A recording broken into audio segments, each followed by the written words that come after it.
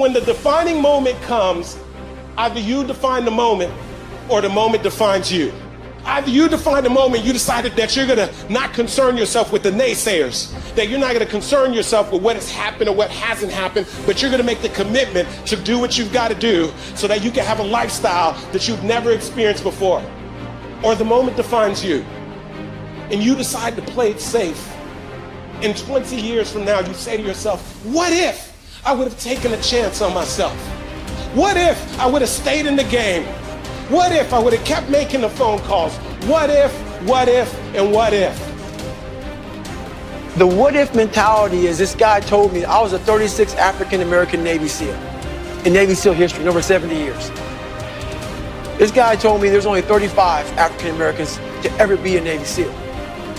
He was pretty much telling me, you ain't got what it takes. I took that and said, what if I can be the 36th? But what if I could? What if I could pull off this miracle? How will I feel at the very end if I can defy all the odds? You're in the test of your will right now, because life says it has a little more test for you. You can look at your challenge with skill, and it will see it just as that. A challenge.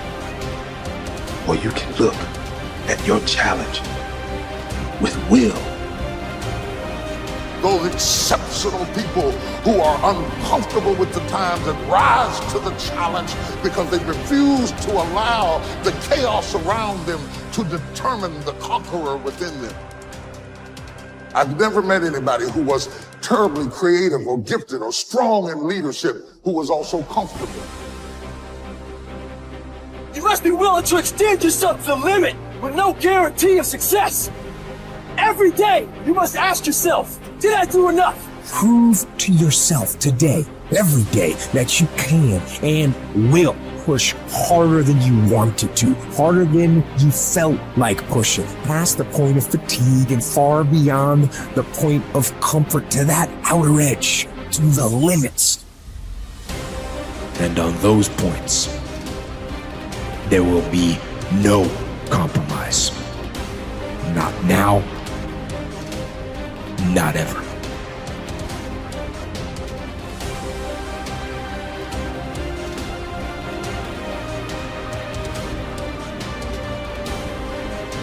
Young people globally who want to be like Elon Musk. What's your advice to them?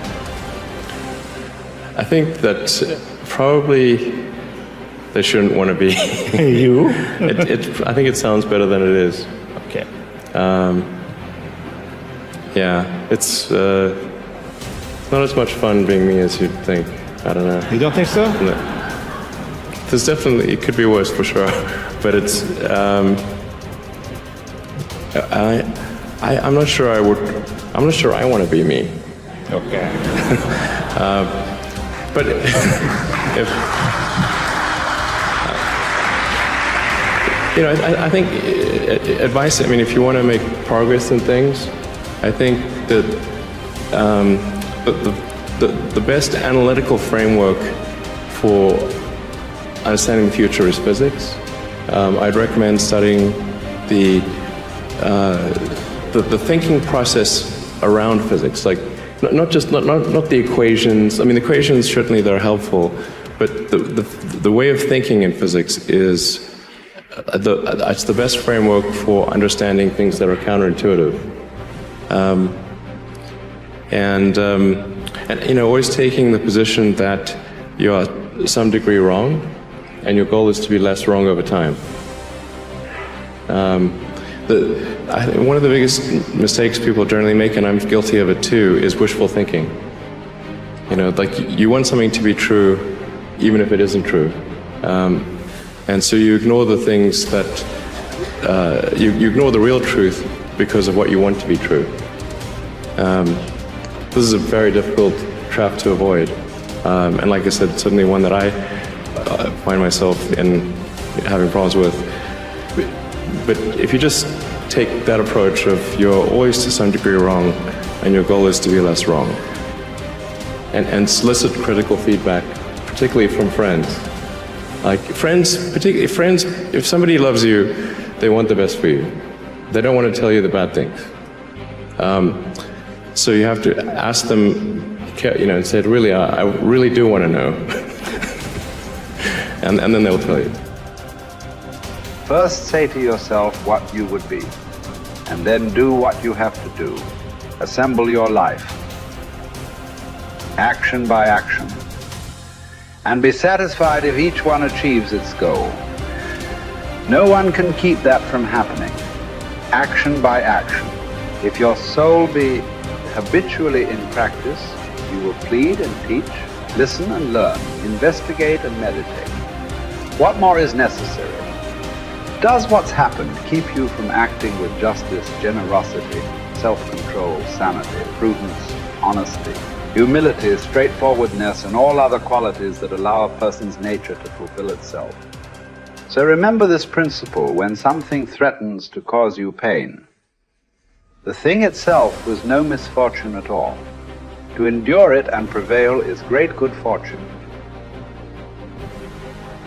I think failure is bad. I don't think it's good. But if something's important enough, then you do it even though the risk of failure is high. And so I think my advice, if somebody wants to start a company, is they should bear in mind that the most likely outcome is that it's not going to work. And they should reconcile themselves to that strong possibility. And they should only do it if they feel that they are really compelled to do it. Because it's going to, the way starting a company works is like, usually in the very beginning it's kind of fun, and then it's really hellish for a number of years. You talked about chewing glass. Yeah, there's a friend of mine who's a successful entrepreneur, and started actually his career around the same time as I did, and he has a good phrase. His name's Billy. He said, "Yeah, starting a company is like eating glass and staring into the abyss." And you agree with that? Generally true. Yeah. And if you don't eat the glass, you're not going to be successful. The impediment to action advances action. What stands in the way becomes the way. Believe it or not, obstacles can actually be the thing that propels you forward in your career, your relationships, and your life. Rather than getting shut down by all the stuff that pops up to block your path, learn to understand impediments as essential tools for achieving your goals. While this might seem contradictory, you've likely experienced this phenomenon in your own life. If you've ever overcome an obstacle to reach a goal, you know that the struggle in climbing over that wall taught you priceless lessons that helped you become the person you are now and further refine what it is that you want to achieve in life. It's easy to think about life as a series of fixed happenings. You graduate from high school, you go to college, you begin a career, you get married and start a family.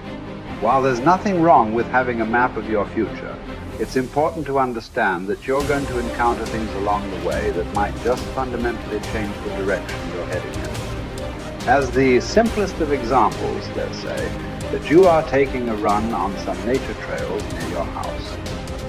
During a storm the previous night, however, the path you always take has become problematically flooded. What do? Do you turn around? Do you try to bushwhack through the woods around the path? Or do you change your route on the fly and explore a part of the woods you've never been to before? If you chose either option 2 or 3, the impediment to your action actually advanced your action. You likely experienced a new and rejuvenating headspace too, either navigating through the woods without a trail or running down a path you'd never considered exploring before.